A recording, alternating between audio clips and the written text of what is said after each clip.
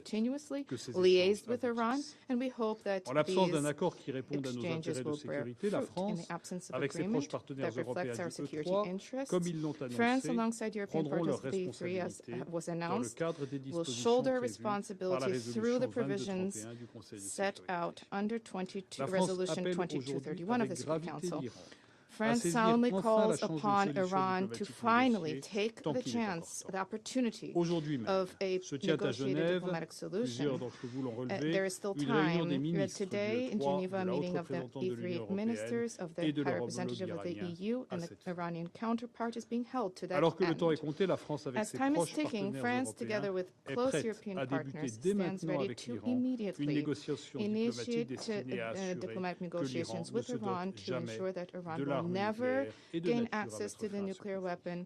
And Il s'agit de to end s'entendre this sur un conflict, there's a need to accord reach agreement robuste, on a vérifiable robust, et durable, verifiable, indispensable pour sustained s'assurer du caractère agreement, exclusivement which is pacifique critical du to programme ensure the nucléaire purely iranien. peaceful nature of Des the Iranian engagements nuclear clairs et program. concrets Clear and concrete doivent and être tangible pris dès maintenant commitments par need to be l'Iran shouldered pour now by démontrer à la Iran communauté to demonstrate internationale to the que international Téhéran community souhaite s'engager that dans cette Tehran voie hopes to et que des engage résultats rapides upon this pourront path être and for atteints. rapid results Je to vous be remercie. achieved. Thank you.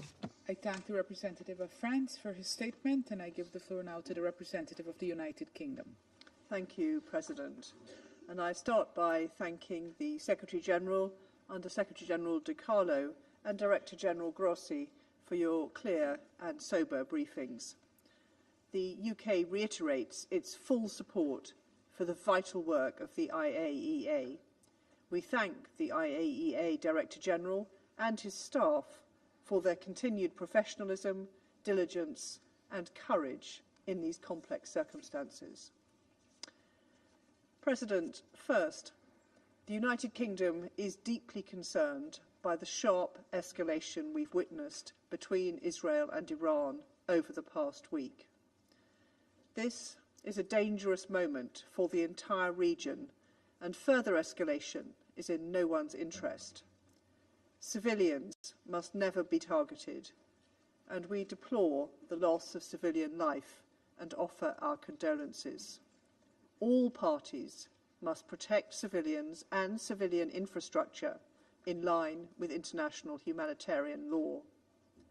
Restraint is vital to protect further regional escalation and loss of life. The United Kingdom supports Israel's need to protect its security and people. However, a return to diplomacy is urgent, and we have pressed this with both Israel and Iran. I also want to be clear that the UK did not participate and is not participating in Israel's strikes. We have deployed assets, including jets, to the region as a defensive and precautionary measure only. President, second, Iran's nuclear program is a significant concern. My Prime Minister has been clear, Iran must never acquire a nuclear weapon. The IAEA's reports show that Iran's high-enriched uranium stockpile has grown to alarming levels. Iran's stockpile of 60% high-enriched uranium has no credible civilian justification. It is essential that Iran cooperate with the IAEA and bridge the trust gap that the Secretary-General spoke of. The IAEA and the Non-Proliferation Treaty are key pillars of international security. For many years, the UK, alongside our E3 partners, has sought a diplomatic solution to Iran's nuclear program. This commitment stands and has never been more urgent. Alongside E3 colleagues and the EU, we are engaging with Iranian Foreign Minister Araghchi in Geneva today and using this window of opportunity to support a return to diplomacy and a peaceful resolution. Any further escalation, such as restricting IAEA access, diverting nuclear material, or increasing the production of high-enriched uranium, would intensify the threat to international peace and security posed by Iran's nuclear program. Third, military action cannot put an end to Iran's nuclear capabilities. We have strongly supported and continue to support diplomatic efforts to come to a deal. That is the only way to resolve the nuclear issue for the long term. President, our objective remains stability in the Middle East. A diplomatic solution is in the interests of all concerned. Even now, it is not out of reach. Now is the time for restraint, calm, and a return to diplomacy and dialogue. I thank you. I thank the representative of the United Kingdom for her statement, and I give the floor now to the representative of Slovenia. Thank you, Madam President. Secretary General, thank you very much for your introductory remarks. USG De Carlo and DG Grossi, thank you very much for your updates and appraisal of the situation on the ground. Madam President, as we heard from the briefers, the situation continues to deteriorate rapidly and risks pushing the region toward the point of no return. We are deeply concerned with the Israeli strikes on Iran, as well as with Iran's retaliatory strikes on Israel. Slovenia condemns its military escalation and the unnecessary loss of civilian lives. We call on both sides to respect the UN Charter and international law, including international humanitarian law. We echo the Secretary General's urgent appeal to avoid the internationalization of the conflict. Slovenia calls on both sides to immediately de-escalate and agree to full and unconditional ceasefire. Madam President, Slovenia remains concerned about the size and unclear nature of Iran's nuclear program. These concerns are aggravated by the fact that the International Atomic Energy Agency, after many years, still cannot confirm or deny the exclusively peaceful nature of Iran's nuclear program. However, no amount of precision strikes will make these concerns go away. We have no tolerance for proliferation of nuclear weapons, either for attacks against civilian nuclear infrastructure, whether it happens in Eastern Europe, the Middle East, or anywhere else. Madam President, issues pertaining to Iran's nuclear program have always required a tailored diplomatic solution. JCPOA was a necessity, and when it expires, it will need to be replaced. With this in mind, we urge all parties to prioritize diplomacy and remain committed to a political process.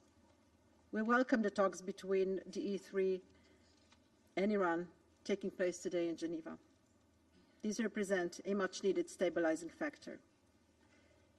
To conclude, Madam President, the death and destruction in both Israel and Iran in recent days are raising the stakes, escalating the fighting and inflaming rhetoric in a region that has already endured more than its share of suffering.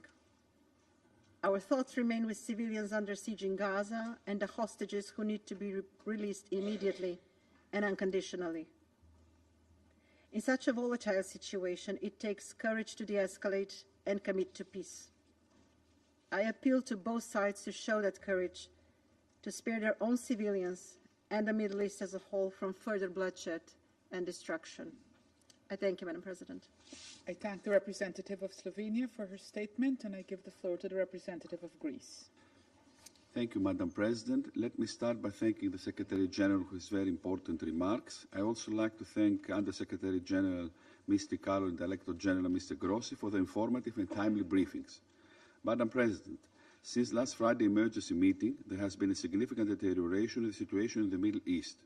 Once a dreaded possibility, military escalation is now a reality. In this dangerous moment, allow me to make the following 3 points.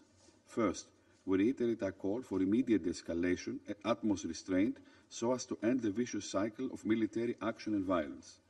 The international community must be urgently engaged in order to provide the necessary security assurances and a sustainable diplomatic endgame so as to avoid a regional or, worse still, a global conflagration. We fully support the Secretary General's appeal to all to avoid any further widening of the conflict, and we stress our commitment to regional security and stability, as well as support to any diplomatic initiative that will lead to a sustainable ceasefire. Second, Greece has repeatedly expressed, and does so again, its strong concern over the Iranian nuclear program. It is imperative to preserve the global non-proliferation regime as enshrined in the NPT, and Iran must comply with its legally binding safeguard obligations and can never be allowed to acquire a nuclear weapon. Third and last, Greece has consistently supported Israel's right to protect itself. We also echo the Secretary General's condemnation of the tragic and unnecessary loss of lives and injuries to civilians and damage to homes and critical civilian infrastructure.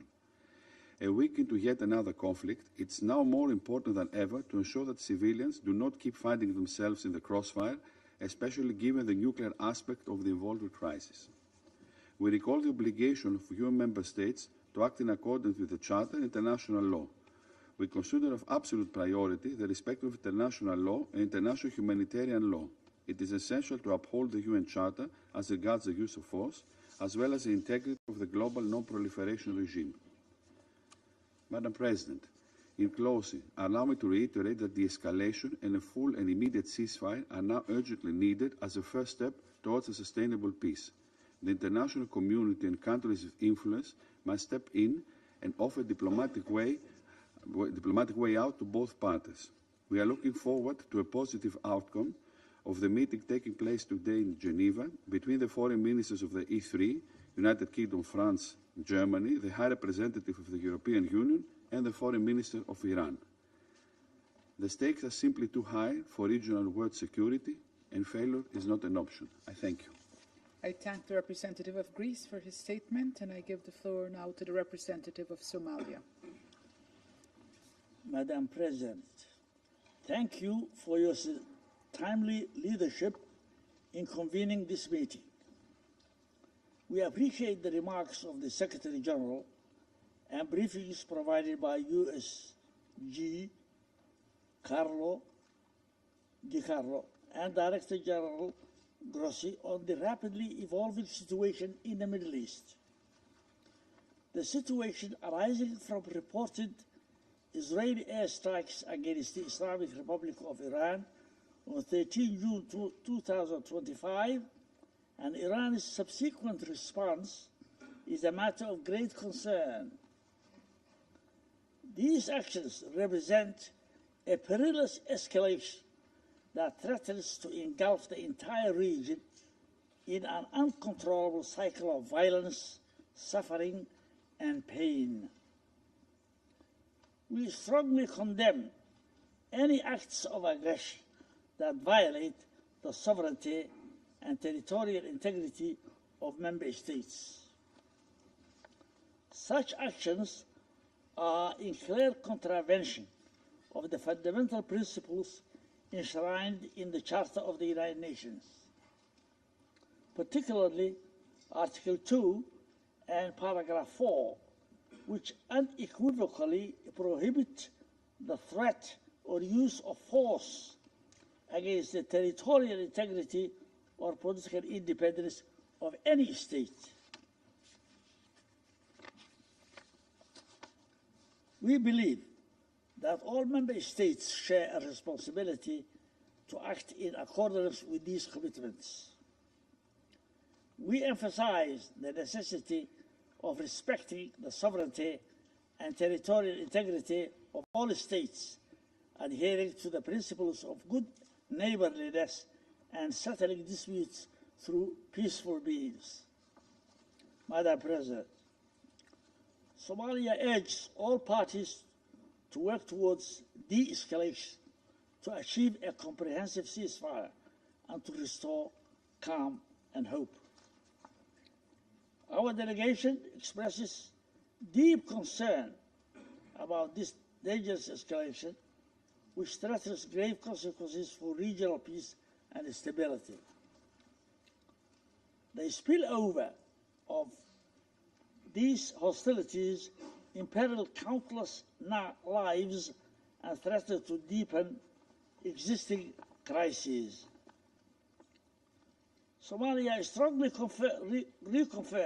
reaffirms the urgent necessity of establishing a Middle East zone free of nuclear weapons and other weapons of mass destruction, applicable to all states in the region without exception, in accordance with relevant international resolutions.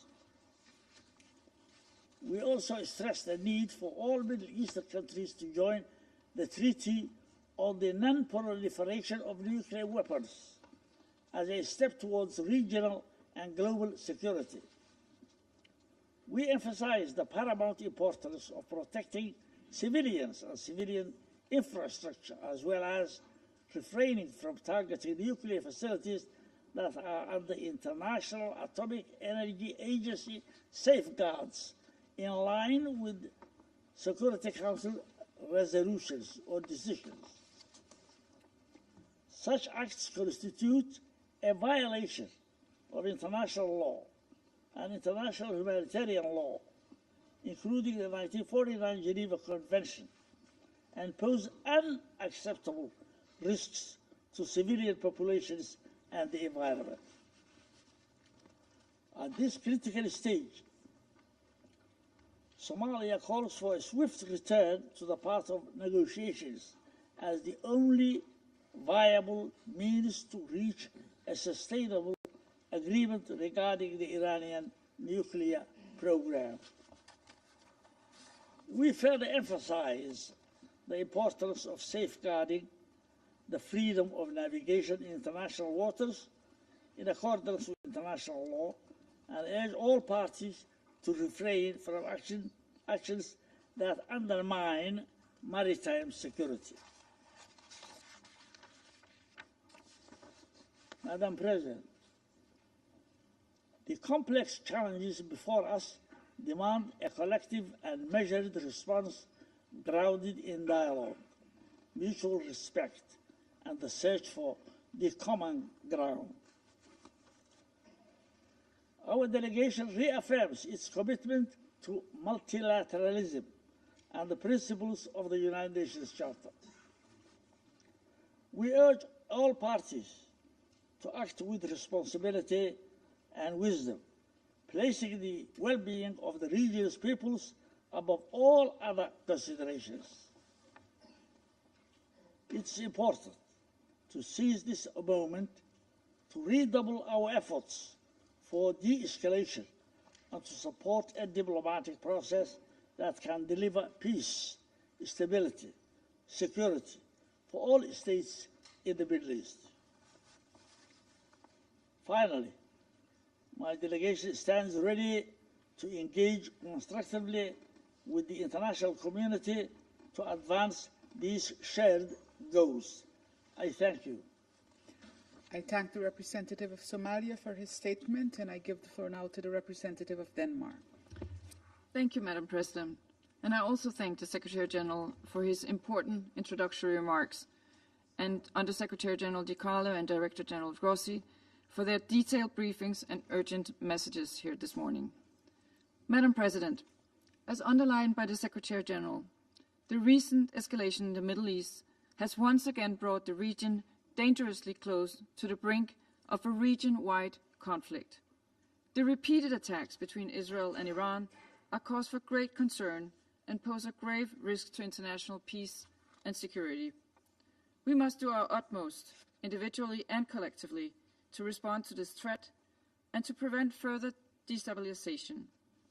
Together with the European Union and many others, we joined the call for maximum restraint and immediate de-escalation.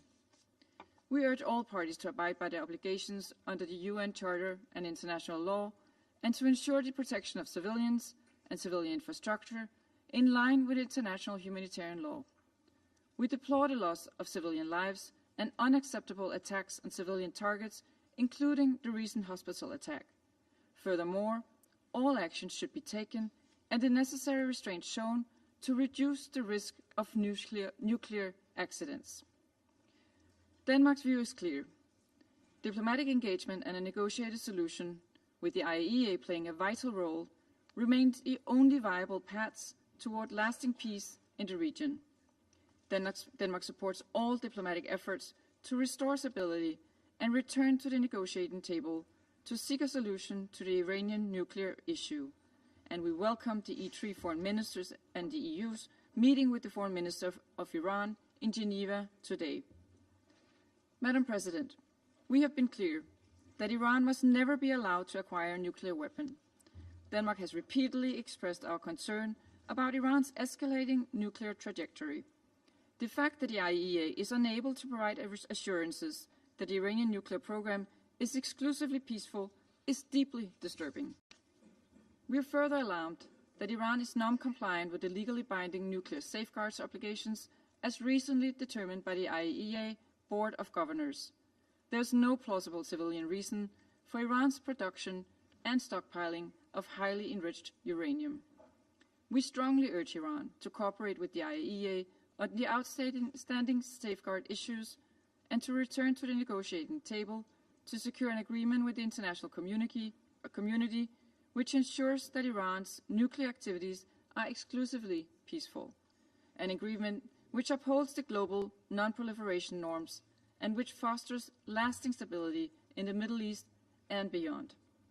Madam President, in closing, let me reaffirm Denmark's urgent call for de-escalation, for all sides to refrain from steps that could lead to serious regional consequences.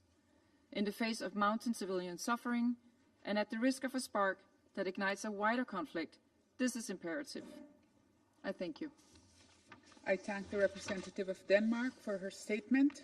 I shall now make a statement in my capacity as representative of Guyana. I thank you, Secretary General, for your remarks and for your untiring efforts at peace. I also thank Under-Secretary General DiCarlo and Director General Grossi for the very important updates provided.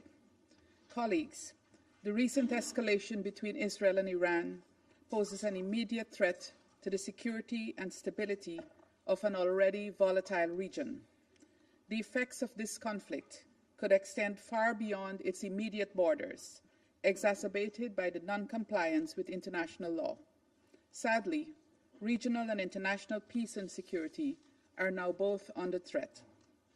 Guyana took note of Israel's letter of 17th of June 2025, in which the Council was informed of Operation Rising Lion, aimed at, and I quote, neutralizing the existential and imminent threat from Iran's nuclear weapon and ballistic missile programs, end of quote. We also took note of Iran's letter of 18th June 2025, in which it, and I quote, reserves its right to self-defense, to protect its sovereignty, territorial integrity, the Iranian people, and its vital national interests, end of quote. While acknowledging these letters, we urge both Iran and Israel to exercise maximum restraint to avoid plummeting the region into deeper crisis and dangerously close to a nuclear catastrophe. We also urge both parties to adhere to their obligations under international law, the UN Charter, and the relevant Security Council resolutions. We emphasize that a state's right to self-defense does not absolve them of their responsibilities and obligations under international law, including human rights and humanitarian law. Colleagues, the Middle East has long endured a fragile stability, constantly threatened by geopolitical tensions and unresolved conflicts. As the war in Gaza continues, this new escalation threatens to shatter the delicate balance, igniting a wider regional conflagration with unimaginable consequences. It risks drawing in more actors, further entrenching cycles of violence, and making a peaceful resolution increasingly elusive. Like the Secretary General, Guyana firmly believes that dialogue, diplomacy, and adherence to international law are the only pathways to sustainable peace in the region. We call on all parties to immediately cease hostilities, de-escalate tensions, and return to the path of diplomacy. The root causes of this escalation must be addressed with urgency, and the parties must work towards a comprehensive and lasting political solution that respects the sovereignty and territorial integrity of all states in the region. Colleagues, Guyana is also concerned about the possible humanitarian consequences and reiterates its call for all parties to respect international humanitarian law, particularly the principles of distinction, proportionality, and precaution, and to ensure the protection of civilians and civilian infrastructure. Media reports indicate that over 200 persons have already been killed in Iran and at least 24 in Israel as a result of the escalation. It is important to ensure that more civilian lives are not lost. Finally, Guyana takes positive note of the meeting in Geneva today with the E3, UK, France, Germany, the EU, and Iran. We also reaffirm our commitment to supporting any Security Council measure aimed at preserving international peace and security. I thank you. I resume my function as President of the Security Council, and I now give the floor to the representative of the Islamic Republic of Iran. Thank you. In the name of God, the compassionate, the merciful, we express our sincere appreciation to you, Madam President, for convening this urgent meeting at our request. We welcome the presence of the Secretary General and in this meeting, and thanks for his introductory remarks. We also extend our gratitude to Under Secretary General Ms. DiCarlo for her valuable briefing. We thank Algeria, Pakistan, China, and the Russian Federation for supporting this meeting and for their clear condemnation of Israeli brutal attacks. Madam President, on 13 June, Israel launched a large-scale, unprovoked military attack against the Islamic Republic of Iran. Civilian cities, including Tehran, Isfahan, Shiraz, Tabriz, and Kermanshah, were deliberately targeted. The strikes were planned and systematic, killing senior military officials, scientists, professors, students, doctors, artists, athletes, rescuers, and ordinary civilians, including women, children, and infants. Many died in their sleep. These children killed in their bed.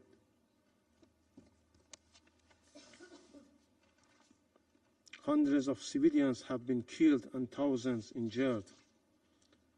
The aggression continues. On 16 June, Israel attacked Hakim Children's Hospital in Tehran, Farabi Rehabilitation Hospital in Kermanshah, and Iranian Red Crescent Society building and medical ambulances. These are only a few instances of the brutality and gross violation of international humanitarian law by Israeli regime. At least 2 pregnant women and their unborn children were killed. On the same day, Israel struck the national broadcasters IRIB during a live broadcast, killing journalists and humanitarian workers. Just today, Israeli regime inflicted damage to 2 other hospitals in Iran, endangering the lives of patients and medical personnel. Up till now, 5 hospitals have suffered from heinous attack of Israeli regime, along with physicians and humanitarian personnel who have been killed or injured. There were not accidents, there were not collateral damage, they were deliberated war crimes, acts of state terror, and example of barbaric warfare. Madam President, Excellencies and colleagues, Israel also attacked Iran's peaceful safeguard nuclear site and facilities. On 13 June, it struck the uranium conversion facility and the fuel plate fabrication plant. On 18 June, it targeted centrifuge production sites in Tehran and Karaj, both under IAEA monitoring. On the 19th June, it attacked the Arak heavy water reactor built under the JCPOA terms and IAEA safeguard with no proliferation risk. These attacks violate the UN Charter, international law, the IAEA Statute, and Security Council Resolution 2231 and 487. Israeli strikes are an assault on the global non-proliferation regime. Security Council Resolution 487, which was adopted unanimously, clearly states that any military attack on the safeguard nuclear facilities is an attack on the entire IAEA safeguard system and the NPT itself. The Security Council must implement its resolution. If the Council fails to act now, it will send a message that international law and resolution apply selectively. If the non-proliferation regime collapses, this Council will share responsibility with the Israeli regime.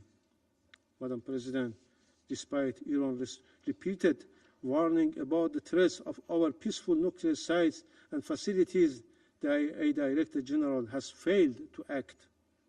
His silence undermines the agency's authority, neutrality, and credibility.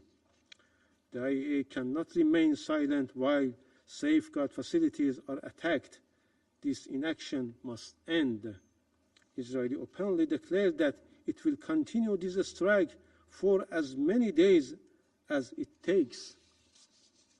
We are alarmed by credible report that the United States, as a depository of NPT, may be joining this war.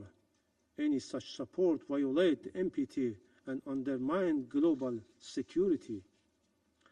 The selective invocation of international law by US, France, using it when convenient, discarding it when it constrained their allies, is a form of institutional hypocrisy that gravely undermines the credibility of this Council and the international law. Let me be clear, Iran's nuclear program is peaceful and under the world's most extensive IAEA inspections. Iran has long advocated for a nuclear weapon-free zone in the Middle East. Israel is the only possessor of undeclared nuclear weapon in the region. It refused to accede to the NPT and block regional disarmament efforts. Madam President, Israeli aggression violates the UN Charter. It breached the basic principle of prohibition of the use of force.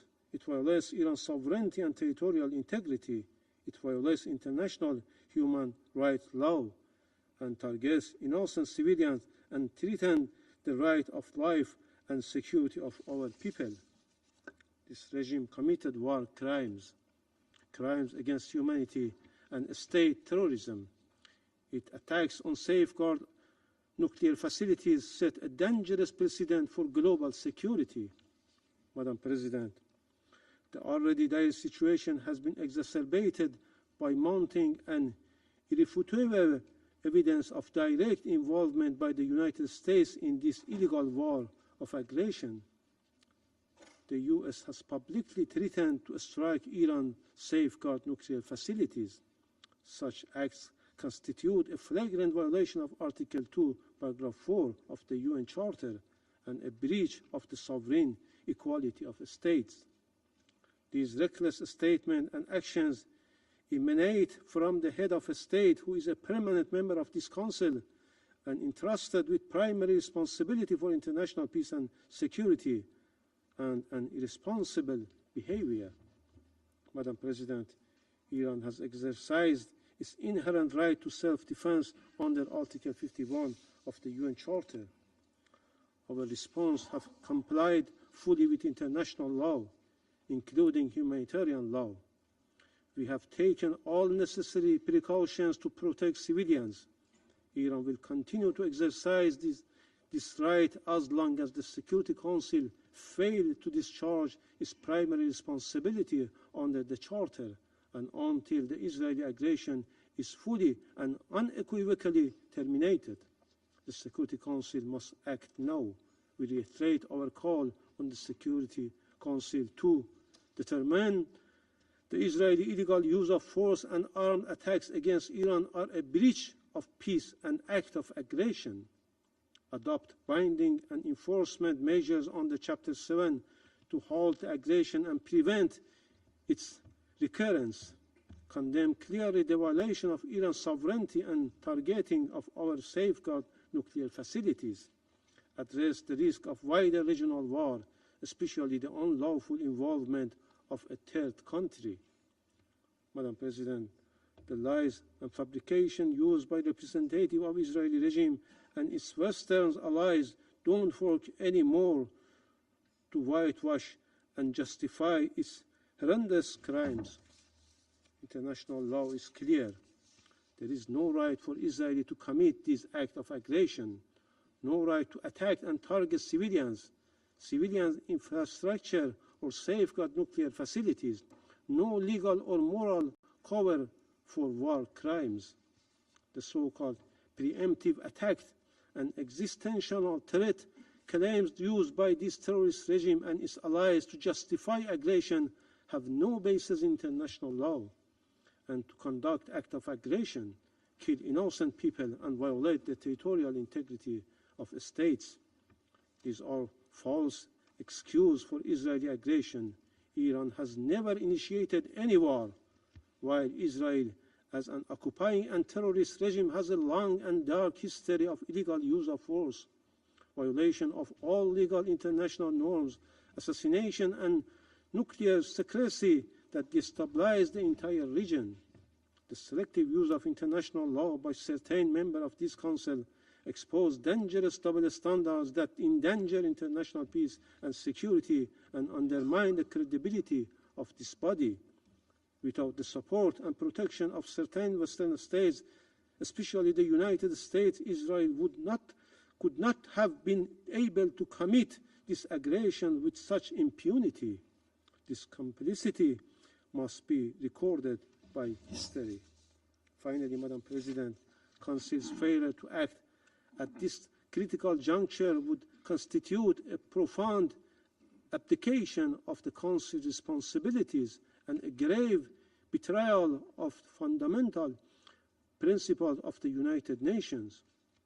Inaction will embolden the aggressor, undermine international law, and send a message of dangerous impunity to the world. Thank you, Madam President. I thank the representative of the Islamic Republic of Iran for his statement, and I give the floor now to the representative of Israel. Madam President, I would like to thank the Secretary General, USG De Carlo, and Director General Grossi for your remarks. Madam President, before I begin my remarks, I must address the representative of the Islamic regime in Iran. Mr. Iravani, how dare you? How dare you write 5 letters in the last week, come before this Council, demand a session, and ask the international community for sympathy? How dare you ask the international community to protect you from the consequences of your own genocidal agenda? Have you no shame? For years, your supreme leader, Ayatollah Khamenei, has publicly and repeatedly called for the destruction of Israel and the United States. In May 2024, he declared, and I quote, "The divine promise to eliminate the Zionist entity will be fulfilled." In May 2025, he said, and I quote, "The Zionist regime that is a lethal, dangerous, cancerous tumor should certainly be eradicated, and it will be." These statements are your regime's policies. Your government has attempted the assassination of Prime Minister Netanyahu. It attempted the assassination of President Trump. Your operatives have plotted to attack Jewish communities and kill Israeli civilians across the world. Now, with innocent blood still dripping from your hands, you come here asking for sympathy. You demand protection from this Council while plotting the extermination of my people. It's enough. Enough with the performances. Enough with the theater. How can this Council allow the representative of a regime that funds, arms, and orchestrates terror across the world to come here and play victim? It's like a wolf complaining when the shepherd fights back to protect his flock. So innocent. Mr. Iravani, please clarify to us. Do you support the destruction of Israel, a UN member state? Do you support the assassination of our elected leaders? If you do not, say so. We are all here, waiting.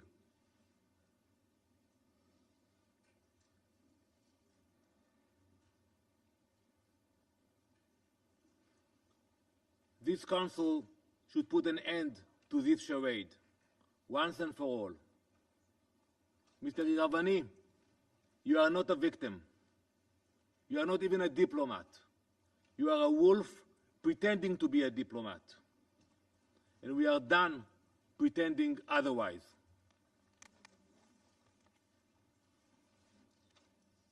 Madam President, on Wednesday night, Iran launched a ballistic missile directly at a hospital.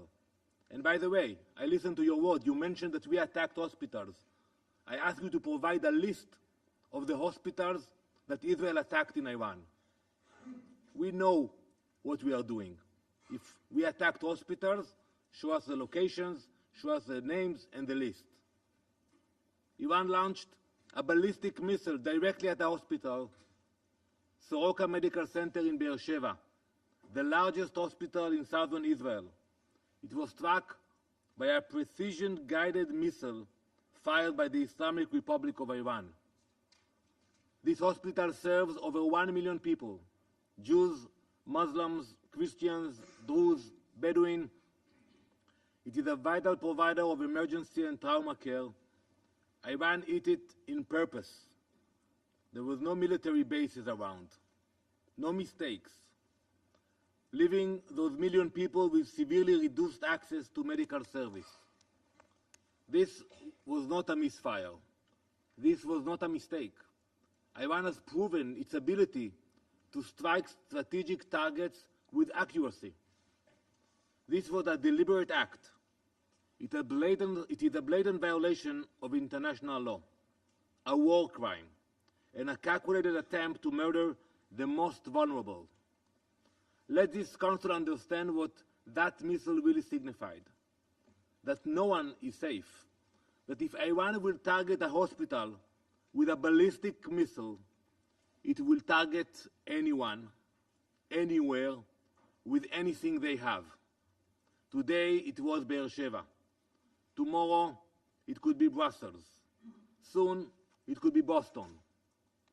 Iran is rapidly expanding its ballistic missile arsenal. Today its longest range missiles can travel over 2,000 kilometers. That already puts Eastern Europe in range. But Iran is not stopping there. Iran is developing missiles with a range of over 4,000 kilometers. That would place every European capital, London, Paris, Berlin, Rome, within striking distance. And when that milestone reaches, what comes next? New York, Washington, the US entire East Coast. Before Israel took action, that reality was approaching faster than you could imagine. Council members, do you believe that such a regime will hesitate to threaten entire populations with nuclear-armed missiles? Can you guarantee? Especially a regime which chants death to America, death to England, death to Israel, and so many others. Because that is where the world was heading. Israel is stopping it. Iran has already enriched uranium to near weapons-grade levels. It cannot be denied. We saw the reports. It has built deep underground facilities designed to survive bunker-busting bombs. It has advanced missile delivery systems. And it has lied to the IAEA and the world at every step. There must finally be an acknowledgement that there is no greater threat to international peace and security than a nuclear Iran. The Soroka strike of our hospital should end any illusion that this threat is theoretical. Iran is not just building the capability, it is using it. We will never allow those capabilities to go nuclear. While the Ayatollah shout death to America and death to Israel, many on this council dismiss those threats. While Iranian missiles fly, the UN urges restraint and de-escalation while ignoring Iran's nuclear ambitions altogether. That weakness, that detachment from reality, that hypocrisy is what allowed Iran to get as far in its nuclear program as it did. It is what allowed Iran to sow chaos across the world. And let's analyze it for a minute. The Iranian regime has exported thousands of drones which have killed many civilians. It has harmed Hezbollah in Lebanon, Hamas in Gaza, the Houthis in Yemen, Shiite militias in Iraq, extremist groups in Syria and Africa, and criminal networks in Latin America and Europe. It's a war machine, stretched all around the world. Its reach is not limited by borders, its hatred is not limited by reason, and its ambition is not limited by geography. We have already seen the consequences. Terror attacks in Argentina, Iranian agents uncovered in European capitals, proxy missile strikes on Gulf states. This is Iran's vision for the world, and it's happening in real time. Right now, Israel is a focus point for that murderous vision. Just yesterday, Iran launched another ballistic missile, this time carrying cluster munitions at a densely populated civilian area in central Israel. Cluster munitions are designed to spread multiple explosions over a wide area. It deliberately fired these munitions at civilians. Iran's intentions could not be clearer. Bloody murder. 29 civilians have been killed and almost 900 wounded by Iranian missiles.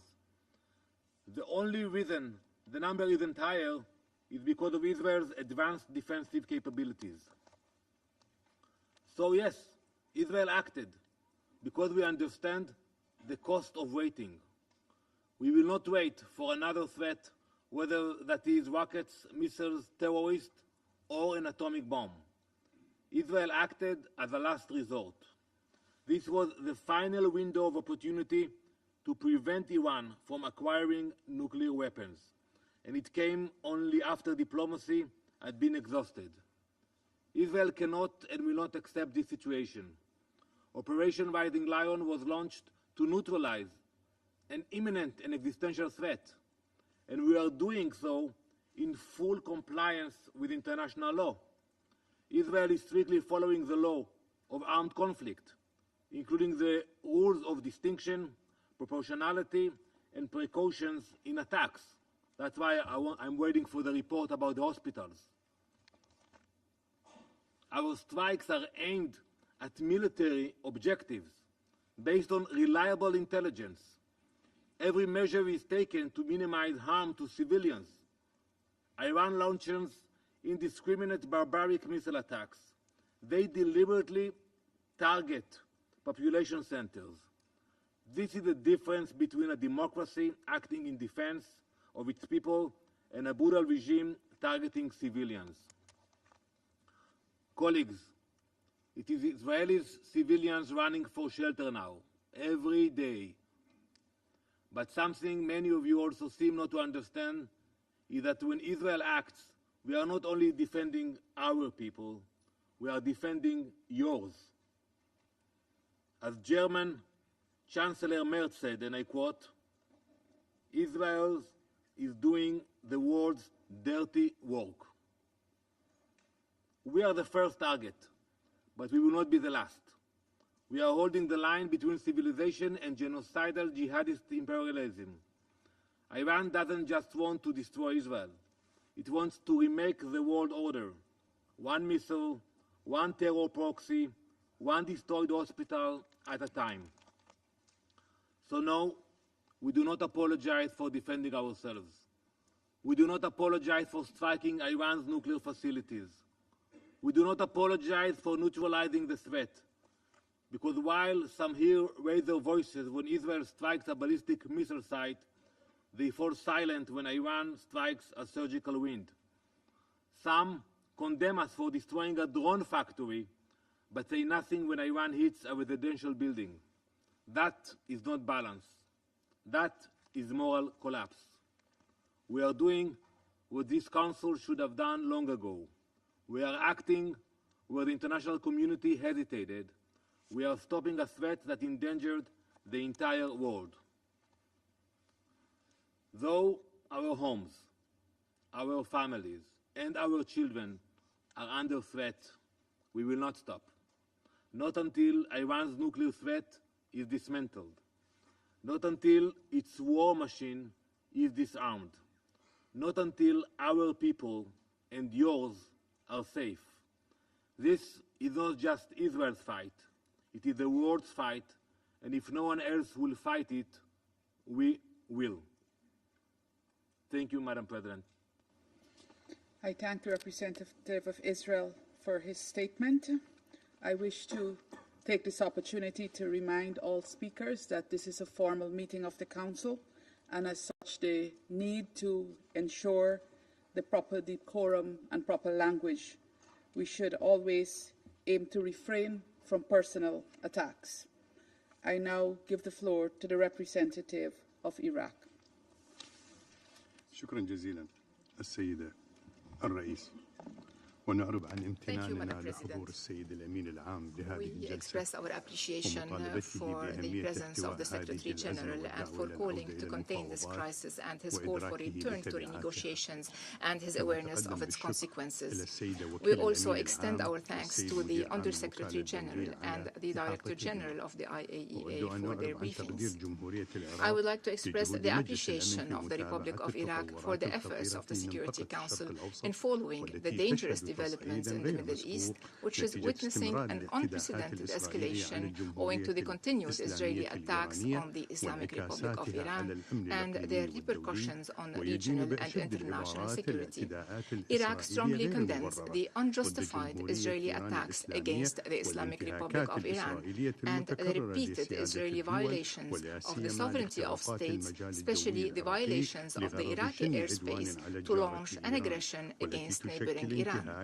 These actions constitute a blatant violation of the principles of the UN Charter and international law, and a flagrant assault and unlawful use of the airspace of a sovereign state to carry out hostilities against another neighboring UN member state. These actions have exacerbated instability in the region and exposed its security to serious risks. As a result, Iraq was forced to take the precautionary decision to close its airspace, which caused economic losses in the transportation and tourism sectors, in addition to humanitarian damages due to the stranded travelers and airport closures. We reaffirm our categorical rejection of any violation of Iraqi sovereignty. We call for an immediate end to these unacceptable breaches. We will not allow Iraq to become a battleground for settling regional or international scores. In this context, the government of the Republic of Iraq has submitted an official complaint to the Presidency of the Security Council on the 13th of June, outlining the details of this violation. Madam President, shortly before the convening of this session, 50 Israeli warplanes have violated our airspaces and our territorial integrity. They were coming from the Syrian-Jordanian borders. 20 airplanes started, followed by 30 airplanes heading to the south of Iraq, and they flew over Basra, Najaf, and Karbala cities. These violations are violations of international law and the UN Charter. They violate the sovereignty of Iraq. They also constitute a threat to the sacred sites and regions, which might cause strong popular reactions considering the importance of these holy sites for our peoples. Madam President, Iraq has repeatedly warned since the beginning of the war on the Gaza Strip. It has repeatedly warned of the consequences of the continuation of this war and the expansion of the conflict, which fuels regional tensions and endangers regional and international peace and security. No measures have been taken so far to stop this war or to alleviate the suffering of the Palestinian people. This has emboldened the Israeli occupation forces to commit more crimes and attempt to expand the war and escalate it, dragging the region into a regional conflict. This is what we had warned against. We reaffirm today that the continued Israeli aggression against the Republic of Iran threatens to turn the region into a full-scale conflict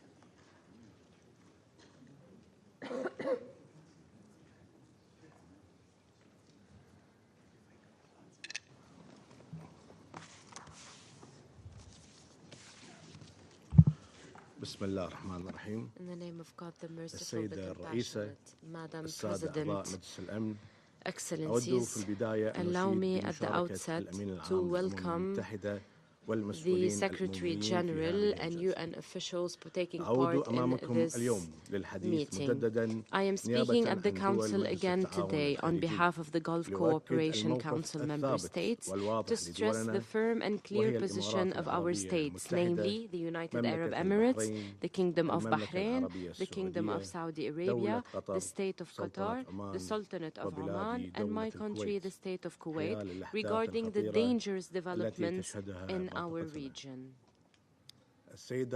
Madam President, our group renews its condemnation of the Israeli attacks on the Islamic Republic of Iran and its nuclear facilities. We stress that these attacks have dangerous repercussions on the security and stability of our region. They are a blatant violation of the principles of international law and the UN Charter, and they thwart international efforts to achieve peace and de-escalation. We continue to intensify our diplomatic efforts at the highest levels to stop and avert any escalation, because we believe that diplomacy and dialogue are the only choice and alternative to confrontation and escalation. As we follow the dangerous developments in the region, we stress that a continued deterioration could lead to catastrophic consequences and fuel tensions, which could impede the prospects of a diplomatic solution and peace. In light of this sensitive and delicate situation, which requires us all to stay alert and act with wisdom, we call for the highest levels of restraint and ending hostilities immediately to prevent an expansion of the conflict and return to dialogue and negotiations, because this is the best and only way to overcome the current crisis, ensure sustainable international and regional security and peace. We also call upon the Security Council and the international community to shoulder their responsibilities and ensure an immediate end to this war, to prevent any escalation and push towards the continuation of U.S.-Iranian negotiations on the Iranian nuclear dossier facilitated by the Sultanate of Oman. Madam President, we reaffirm the need to respect the sovereignty of states and abide by the basic principles and norms of the UN Charter and international law, as well as the principles of good neighborliness and non-interference in internal affairs. It is also important to refrain from the use or threat of use of force. We stress the important role of the IAEA in promoting preventive security and preventing the targeting of nuclear facilities, because this poses grave humanitarian and environmental risks and is a threat to the safety and comprehensive safeguards regime. It also violates all international and humanitarian laws.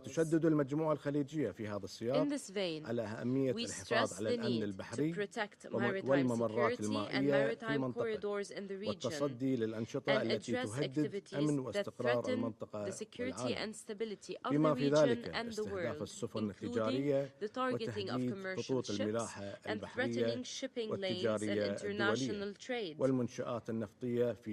as well as oil facilities in the GCC countries. In conclusion, we urge the international community and the Security Council specifically to take swift and effective action to contain this crisis and support diplomatic dialogue in order to protect the safety and security of the peoples of the region and prevent further escalation. Thank you, Madam President.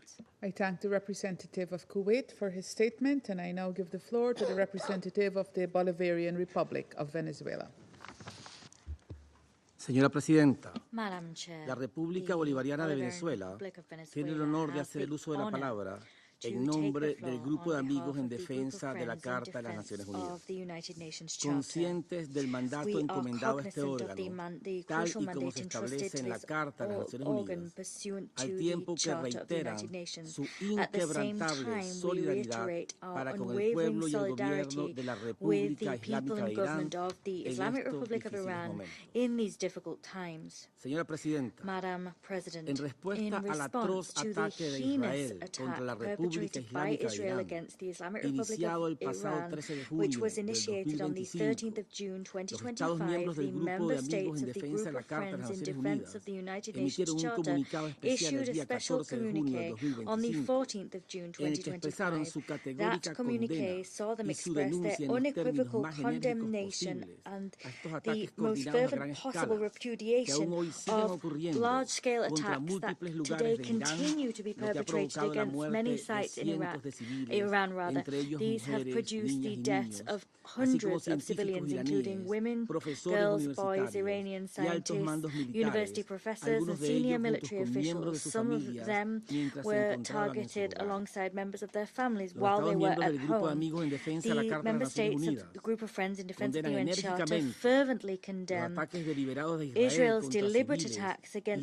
zonas pobladas por civiles donde residen millones de personas. Destacan que los ataques persistentes, systematic and widespread attacks as conducted against women, girls and boys, the infliction of grave bodily harm and military attacks against residential areas, civilian objects and property by Israel throughout the region, including their recent attacks against the Islamic Republic of Iran, lay bare once again Israel's absolute disregard for any law or norm and the premeditated nature of these brutal crimes. Moreover, we condemn the deliberate attacks against senior officials and Iranian scientists. Moreover, we denounce Israel's attacks against the Natanz nuclear facility, one of the Iranian sites which operates under the safeguards and full oversight of the International Atomic Energy Agency. Against this backdrop, we member states express our grave concern at the fact that these brutal attacks and the damage resulting therefrom pose considerable risks regarding the release of radioactive material.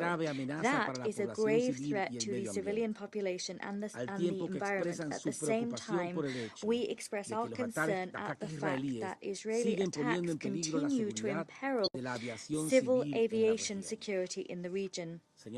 Madam President, el Grupo de Amigos en Defensa de la Carta de las Naciones Unidas subraya que estos ataques reprensibles constituyen una violación flagrante de la Carta de las Naciones Unidas, los principios fundamentales del derecho internacional, incluidos la soberanía, la integridad territorial y la prohibición de la amenaza o el uso de la fuerza contra la integridad territorial de los Estados, así como del derecho internacional de los derechos humanos, al tiempo que viola gravemente los derechos fundamentales, en particular el derecho a la vida y el derecho a la salud.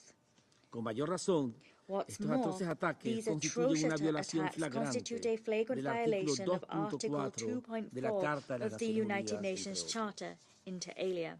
Advertimos contra la aquiescencia y la omisión de las Naciones Unidas y la comunidad internacional ante los persistentes ataques brutales de Israel en la región. Y recordamos que la inacción y la falta de medidas contra tales violaciones graves por parte de Israel erosionarán el Estado de Derecho en el plano internacional y socavarán la credibilidad del sistema multilateral, al tiempo que terminarán por normalizar such inaction would normalize the perpetration of new atrocity crimes. That is something which is undoubtedly clearly unacceptable. We underscore that such flagrant violations of the United Nations Charter and the continued brutal attacks waged by Israel which constitute threats to regional and international peace and security must be condemned unequivocally by all of us, including by this Security Council. In this connection, we also underline that the use of double standards and selectivity in defending the principles of international law, including the principle of the prohibition of use or threat of use of force, would only undermine the integrity and purposes of the United Nations Charter. That would set a dangerous precedent for the violation of laws. Madam President, the Group of Friends in Defense of the Charter moreover underscores the fact that the Secretary General has a responsibility to defend the purposes and principles of the United Nations Charter. He must reject the deliberate and flagrant use of force against the Islamic Republic of Iran. The Director General of the IAEA also has a responsibility to promote the security and protection of nuclear facilities and to preserve the integrity of the IAEA's mandate. As such, he must denounce Israel's attacks against peaceful nuclear facilities in Iran. The Group of Friends in Defense of the United Nations Charter expresses its grave concern at the continued crimes committed by Israel, crimes committed to provoke and unleash conflicts in the Middle East. This has been demonstrated by their reiterated and grave violations of international law, together with their provocations and violations of countries in the region. These are events that demonstrate Israel's intention to exacerbate tensions on the ground and the fact that they are responsible for the consequences arising therefrom.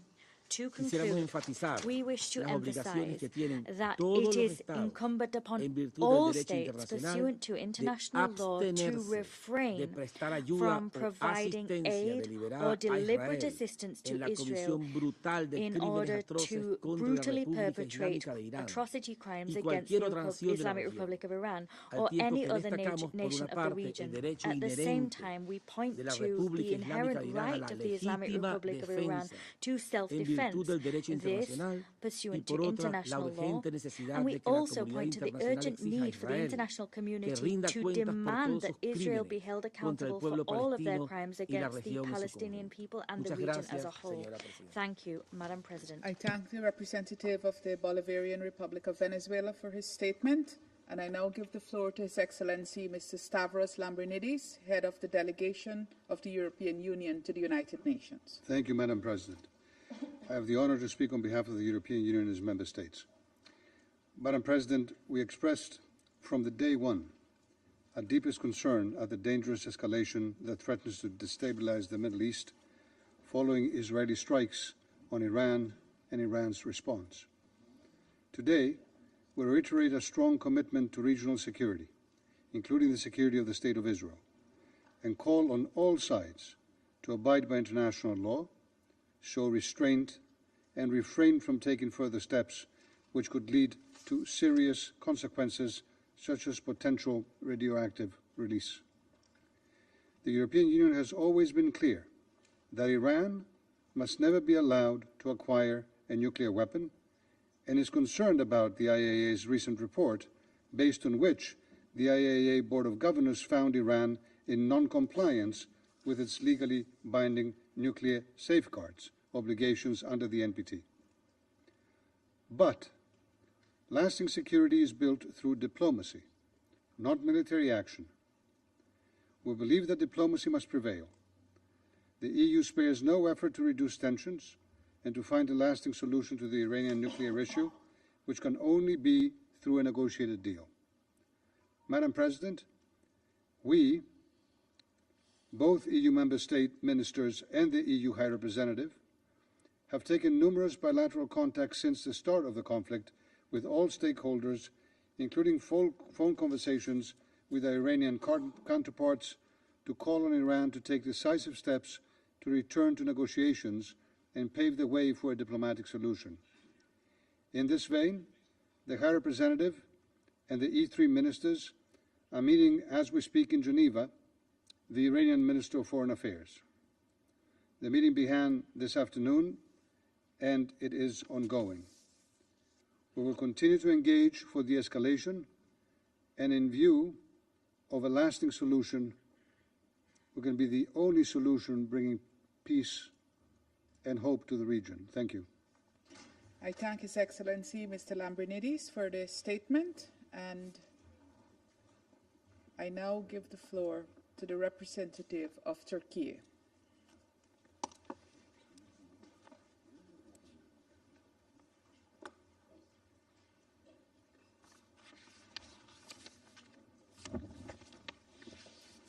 Thank you, Madam President. I would like to thank Secretary General for his sincere and guiding statement. I also thank USG DiCarlo and Director General Grossi for their briefings. Turkey condemns in the strongest terms the recent attacks conducted by Israel against Iran.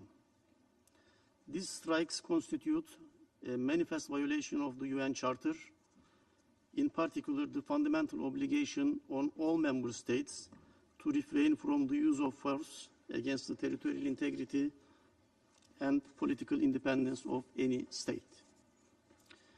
We view the rapid escalation now unfolding across the Middle East with profound concern. Hundreds of lives have already been lost, and the risk for further bloodshed is alarming. Moreover, a wider regional collision will aggravate the risk of nuclear or radiological spillover and mass displacement, disrupt global trade and transportation routes, and imperil energy security at a moment of acute volatility. As a neighbor of Iran, Turkey reiterates the imperative of de-escalation, leading to an immediate ceasefire and a return to diplomacy. In that regard, we will fully support the Secretary General's call for maximum restraint and stand ready to assist all efforts aimed at halting the violence. Madam President, Israel's deliberate strikes against safeguarded nuclear facilities in Iran are unprecedented. They contravene international law, the statute of the International Atomic Energy Agency, relevant IAEA resolutions, and a Security Council resolution. These attacks must immediately stop. By targeting such installations, Israel has consciously placed nuclear safety and security at grave risk, with possible radiological dispersion that would endanger human health, biodiversity, and environment far beyond Iran's borders for decades to come. The IAEA's verification activities inside Iran have already been impeded. It is also deeply troubling that a non-NPT state, which maintains deliberate opacity regarding its own nuclear capabilities, is attacking the nuclear infrastructure of an NPT state under safeguards. This recklessness strikes at the heart of the global non-proliferation regime, compelling all of us to reflect upon its wider repercussions.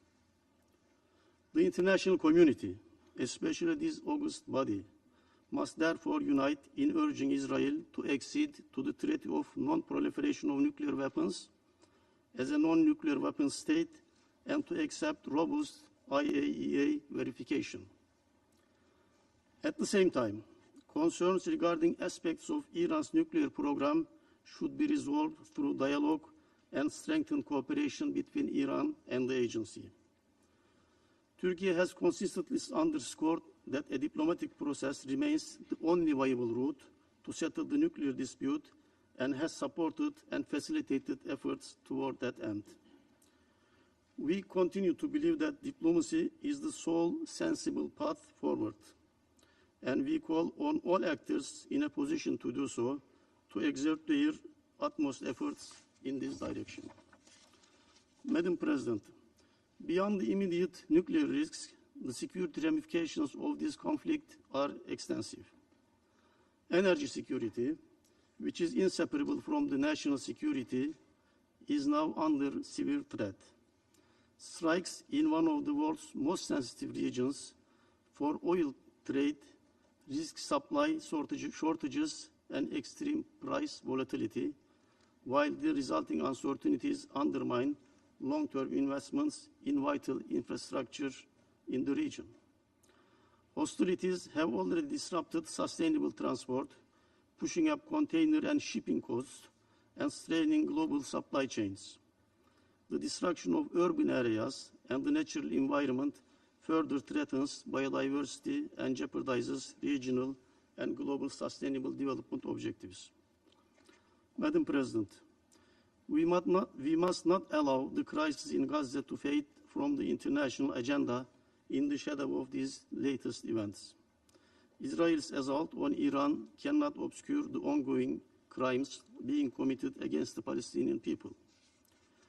Indeed, Israel's continued occupation of Palestinian territory remains the root cause of many conflicts across the region.